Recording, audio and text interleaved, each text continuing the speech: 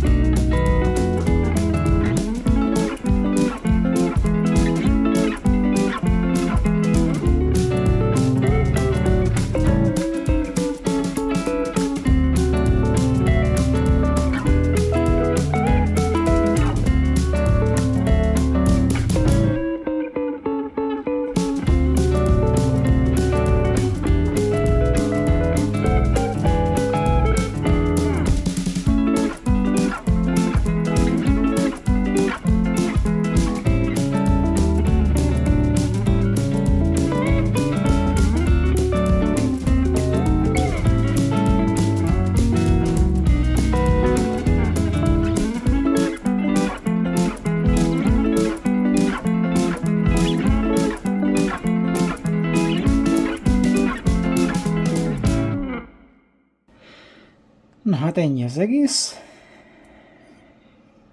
Már 2 darabot készítettem.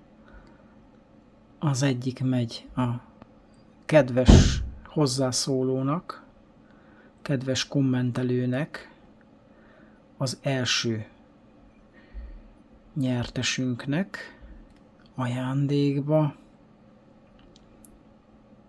Ennyit szerettem volna mutatni. Köszönöm, hogy itt voltatok. Ezt így ide teszem. Sziasztok!